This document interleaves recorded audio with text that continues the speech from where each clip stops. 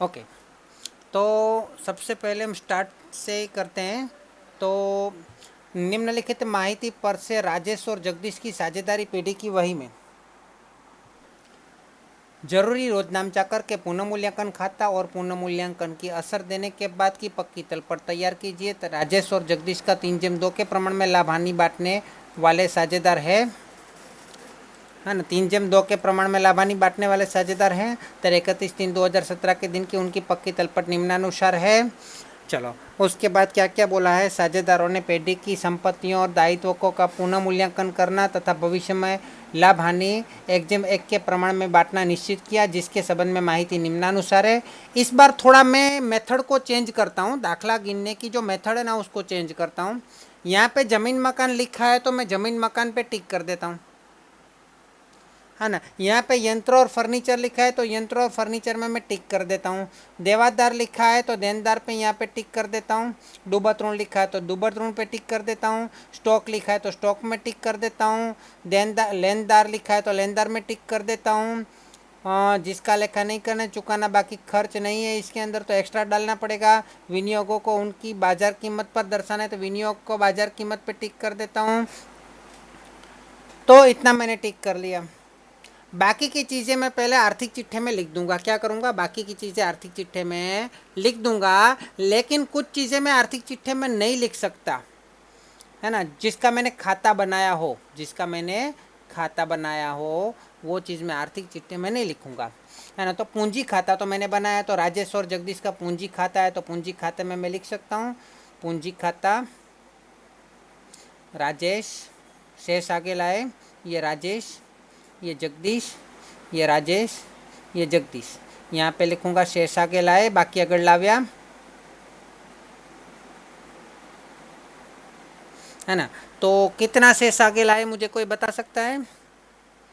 1,40,000 और 60,000। 1,40,000 और 60,000।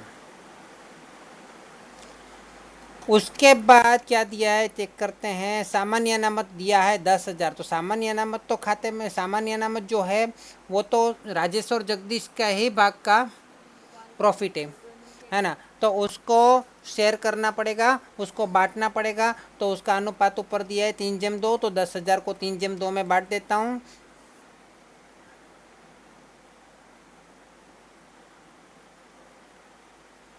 दस हजार को 3/2 में बांटूंगा तो कितना आएगा? 6,000 और 4,000 आएगा। आप कैलसी से ट्राई कर सकते हो।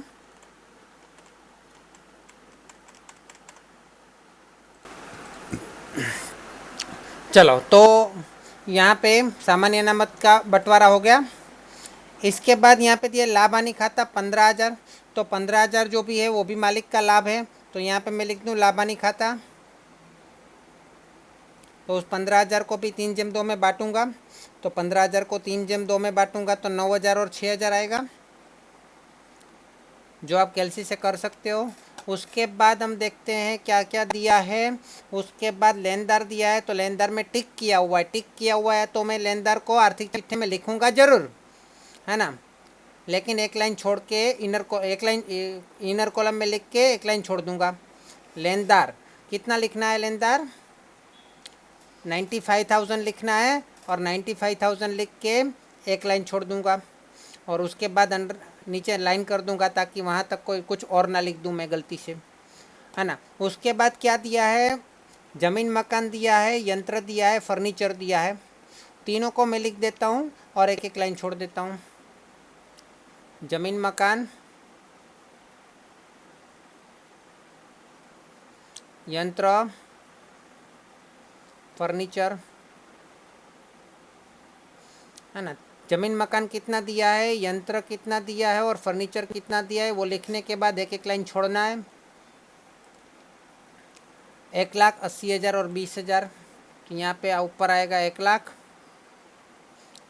उसके बाद नीचे आएगा यंत्र में आएगा 80,000 और फर्नीचर में आएगा 20,000, है ना। मैं बाहर कुछ नहीं लिख रहा हूँ, सब कुछ इनर कॉलम में लिख रहा हूँ, आप देख सकते हो। उसके बाद विनियोग 30,000 दिया है, देनदार 60,000 दिया है। विनियोग 30,000, एक लाइन छोड़ दिया। देनदार 60,000, एक लाइन छोड़ दिया। ये लाइन को थोड़ी लंबी कर रहा हूँ।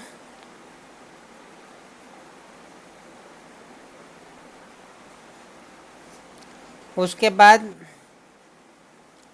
स्टॉक 23,000 दिया है, रोकड़ शेष का हमने खाता नहीं बनाया है और टिक भी नहीं किया है, तो रोकड़ शेष डायरेक्ट बाहर लिख देंगे।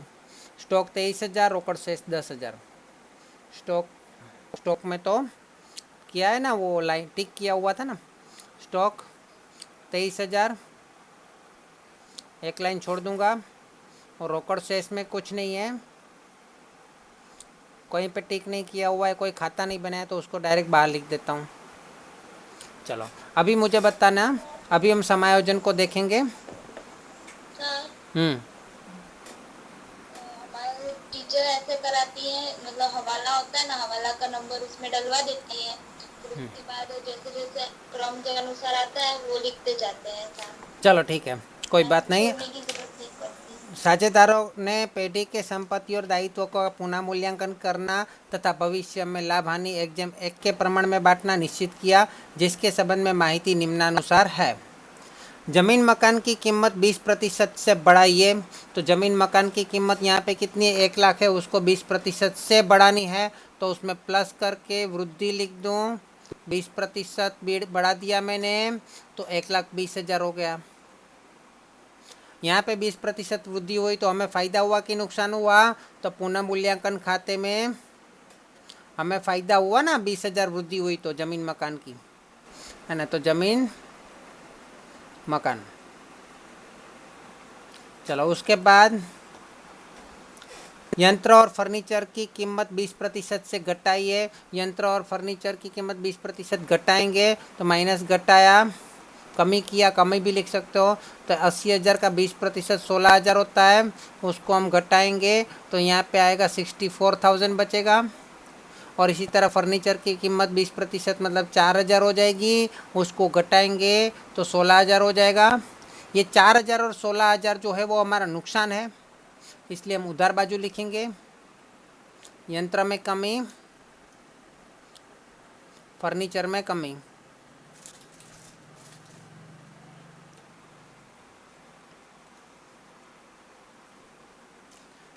देनदारों पर अब डूबत ऋण अनामत की आवश्यकता नहीं है, तो डूबत ऋण अनामत 3,000 था, वो अभी नहीं करना है, तो 60,000 का 60,000 ही रहेगा, तो 3,000 में फ़ायदा हो जाएगा, तो 60,000 को बाहर ले जाएंगे सीधा,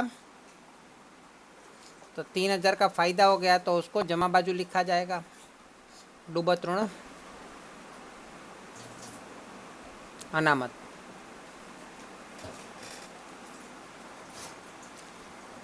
स्टॉक 23,000 है, उसके बारे में क्या बोला है, 3,000 के मरम्मत खर्च की आवश्यकता है, मतलब स्टॉक में मरम्मत करवाना पड़ेगा 3,000 का, तो 3,000 इतना स्टॉक में मरम्मत करवाएंगे तो स्टॉक का इतना पैसा हमें नुकसान में जाएगा, तो स्टॉक की वैल्यू तो हमारे लिए 20,000 हो जाएगी, है ना। तो मरम्मत खर्च करवाएंगे तो 3,000 का नुकसान हो जाएगा।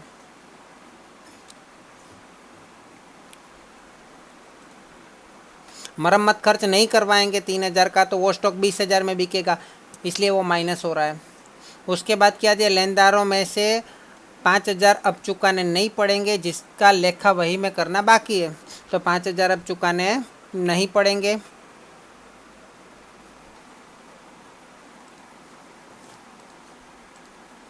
पाँच हज़ार चुकाने नहीं पड़ेंगे, तो यहाँ पे 5,000 लिख देता हूँ, माइनस कर देता हूँ, क्योंकि चुकाने नहीं पड़ेंगे, तो 90,000 रहेगा। और यहाँ पे 5,000 नहीं चुकाने पड़ेंगे तो फ़ायदा हो गया, तो यहाँ पे जमा बाजू लिख दिया मैंने। इसके बाद चुकाना बाकी खर्च 6,000 और अप्राप्त आय 8,000 है। चुकाना बाकी खर्च हमारे लिए दायित्व हो जाएगा, कितना है,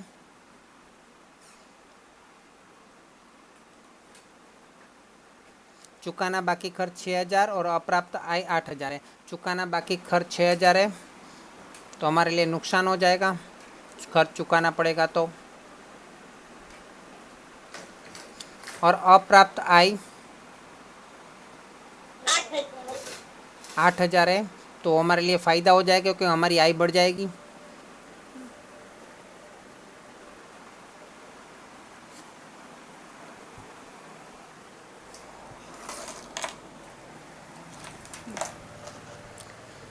तो उसके बाद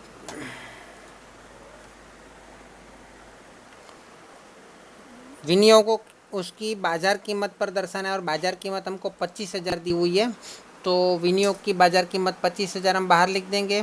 तो 30,000 में से 25,000 हो गया, मतलब 5,000 की कमी हो गई, तो 5,000 की कमी हो गई तो नुकसान हो गया, तो हम उधर बाजू लिख देंगे विनियोग।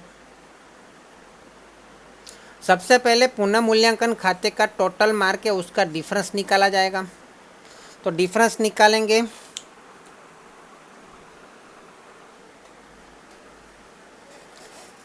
तो कितना आएगा डिफरेंस? 20 30 पे यहाँ पे कौन सा ज़्यादा है? दोनों सेम जैसा ही लग रहा है। 20 दोनों है, 3 दोनों है, 6 और 5 11 8 और 5 13, मतलब 2,000 बचेगा इधर। 2,000 का ही डिफरेंस आएगा मेरे ख्याल से, है ना? हाँ सर, 2,000 का ही आ रहा है। क्योंकि 20 और 30, तो 2,000 को हमें 3/2 में बांटना है, तो 3/2 में बांटेंगे तो कितना होगा? 18, अरे 1200 और 600, सॉरी 1200 और 800। 800। 1200 और 800 लाभ हुआ, तो लाभ उसको लाभानी खाते में ले जाएंगे, 1200 और 800।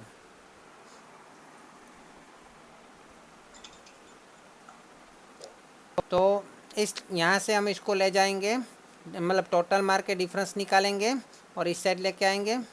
मुझे ज़रा टोटल मार के दीजिए।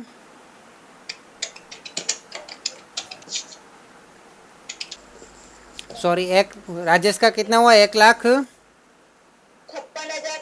1,56,200 वही यहाँ पे ले आ रहा हूँ, 1,56,200, ये 1,56,200 और यहाँ पे 70,800। गुजराती में तो बराबर बोलो, हिंदी में बोलो तो 17,800 बोलो, 70,800 सही है ना? तो ये हो गया, इसका शेष आगे ले गए।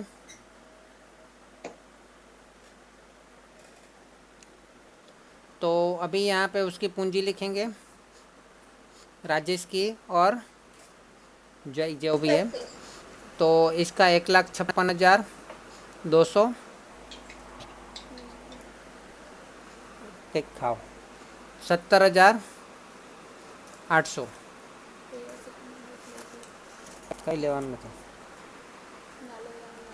तो दोनों साइड टोटल मार दो, आपका सवाल कंप्लीट हो गया, सवाल ख़त्म। अब हमारा ये सवाल तो हो चुका है, लेकिन यहाँ पे प्रश्न में कुछ ऐसा लिखा है कि रोजनाम चाक करके, है ना? कौन से रोजनाम चाक करने होंगे? तो हमने यहाँ पे क्या क्या लिखा है? सबसे पहले हमने क्या किया?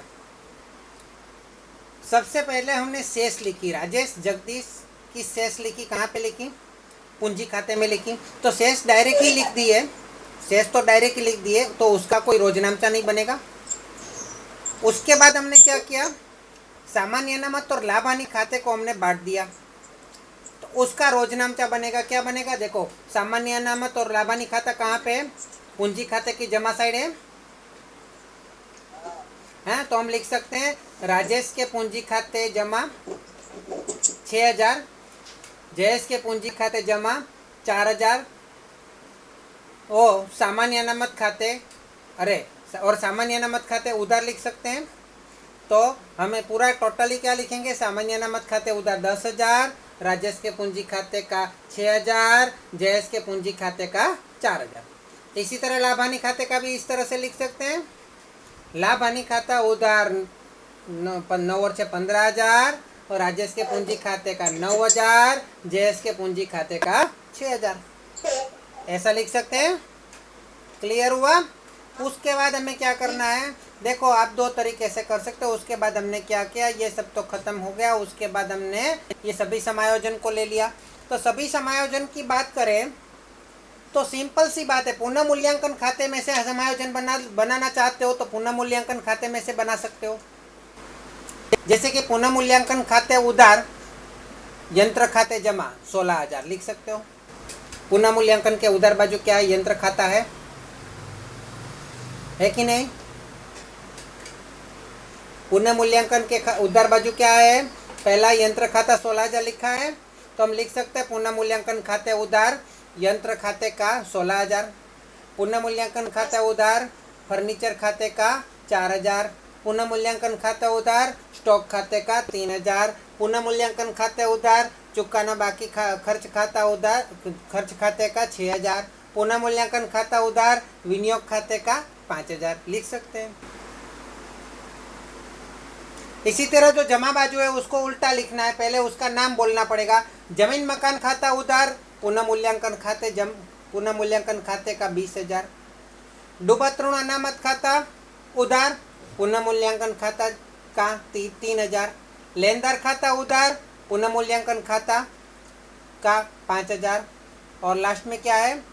अप्राप्त आय खाता उधार पुनः मूल्यांकन खाते का 8,000। बाद में हमने क्या किया? इस सब का डिफरेंस निकाला तो 2,000 आया, उसको भी पुनः मूल्यांकन खाते में से समायोजन बन जाएगा, समायोजन प्रविष्टि मतलब रोज नामचा बन जाएगा। पुनः मूल्यांकन खाता उधार वो राजेश के पूंजी खाते का 1,200 और जयेश के पूंजी खाते का 800, और उसकी क्रॉस एंट्री हमने यहाँ पे दी है, वहाँ पे लिखेंगे पुनः मूल्यांकन खाते, लाभ लिखना है कोष्टक में। फिर वहां से हमने टोटल मारा, टोटल मार के पूंजी खाते की उधार बाजू लेके आए, वहां पे शेष आगे ले गए, तो शेष आगे ले गए उसका कोई रोजनामचा नहीं बनता है। क्लियर हो गया? और यहाँ पे हमारा खाता भी बंद हो गया, सभी टोटल भी आ जाएगा दोनों साइड। ठीक है? हाँ सर।